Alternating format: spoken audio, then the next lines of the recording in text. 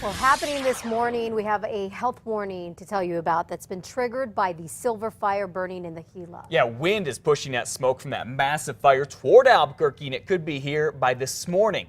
Meanwhile, firefighters are doing what they can to battle the silver fire. Now at 17,000 acres, the flames have reached the edge of Kingston, to where everyone has been evacuated. Some amazing pictures here from Sky News 13 yesterday. Look at all that smoke. That's what very well could be blowing into Albuquerque today.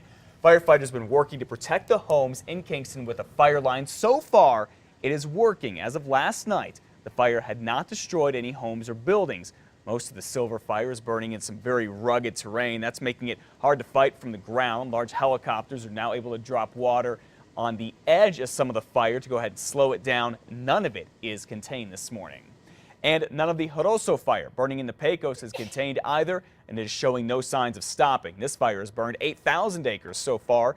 It is hard for air tankers to get into the narrow canyons up in the mountains, so helicopters dropping water really the only option for firefighters right now. Plus, there's still a lot of fuel to eat up. The fire is burning an area of dead trees stacked 5 feet high. And take a look at these pictures Jim Thompson sent us in. Beautiful. He took a trip to Truchas about 10 last night to take pictures of the Joroso fire and got one heck of a lightning show as well. We certainly hope that lightning didn't start any more fires up there either. I know Kristen here keeping a close eye on the weather situation when it comes to these fires. Any relief anytime soon? Well, we're not much of relief. At least the winds are going crazy out of control, but it's those storms that you have to really watch out for. And there will be the potential, though, just a slight chance today for the Gila area to see a dry thunderstorm. That potential is there, and so that would be a big concern for the firefighters today, battling the fire there. And of course, the heat still no let up from that. We're talking highs back into the low 90s. Winds today should mainly be out of the east and southeast at 15 to 20, occasionally gusting to 25 with a little bit more moisture, 15 to 25% moisture there. Most of the moisture staying east of the central mountain chain. It's going to try to push its way to the west. This is where we'll see better chances for storms, and also over in the Sangre de Cristo Mountains, that's where we'll have a little bit more moisture to help the firefighters out there, but still winds are going to be picking up in the northeast. Right now, winds variable out there from 5 to 10, so fairly light. Tomorrow, another day we're going to see better chances for storms in the Gila, and some of those, or a lot of those, actually could be dry storms, meaning lightning, gusting winds, and very, very little to no rain, so that's going to be a big concern too. I'll have more details on all that in your forecast coming up. In some other news this morning, now at 5:03, the woman who went to jail for driving recklessly and killing a man in Albuquerque is going back there for the next 9 months. A judge gave that sentence to Miranda Pacheco yesterday. She was on probation for burglary. When she was nailed with a DWI charge last month, the widow of the man Pacheco killed back in 2010 was in court with her yesterday and had one message for the judge: send Ms. Pacheco back to jail because enough is enough. But I want to go to bed at night, and I want to know that she's not out there in the community defying the court again, and she's going to kill somebody else. Well, the judge here ultimately agreed and ordered Pacheco to spend the next 9 months in jail. That's on top of whatever she gets if she's convicted of driving drunk. New this morning, Albuquerque police say a man who crashed into an arroyo last night apparently had a seizure while he was driving. What I saw was a vehicle coming across Wandabo, coming across the median, practically airborne, and then bounding down through the dirt here that you see, and then disappearing into the arroyo. This crash happened early last night off Wantabo in Spain in northeast Albuquerque. We're told the man was hurt, the driver, but he should be okay.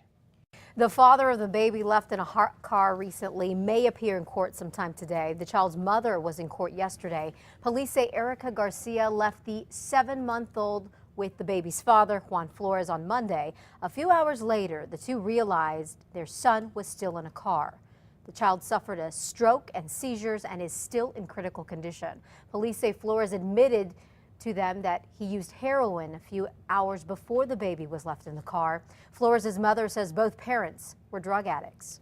It wasn't surprising at all because I knew something eventually was going to happen because they were both always stoned out of their minds. CYFD has taken custody of the baby. The grandmother says that she's going to fight for permanent custody.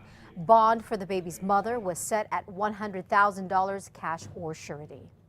Well, a man here in New Mexico who clearly likes tattoos is now set to spend the next 6 months in federal prison for giving his 3-year-old nephew one. Cruz Tenorio, who's from the Kiowa Pueblo, was drunk in 2011 when he tattooed the boy's arm with the letter I using homemade, unsterilized tools. The I may have stood for Tenorio's dead mother. He'll also have to pay to have the boy's tattoo removed. And take a look at Tenorio's mugshot from another arrest. As you can see, he has plenty of ink of his own. Police continue their search for a knife-wielding robber who held up 2 Albuquerque gas stations. On Monday, the guy pulled a knife on a clerk at the Circle K on Carlisle and Indian School, then made off with cash, beer, and cigarettes. Surveillance camera captured a good shot of his face. Here it is. Take a good look. Police believe this is the same guy who robbed the Valero on Coors near Central late last month.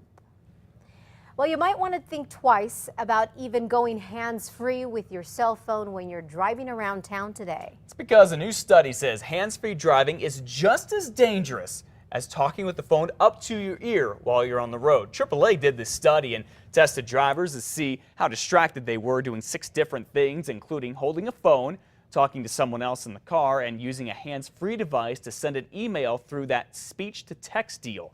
The study found those speech-to-text commands are the most distracting, even though drivers had their eyes on the road the whole time and their hands on the wheel. And New Mexico State Police, well, they're not very surprised by this.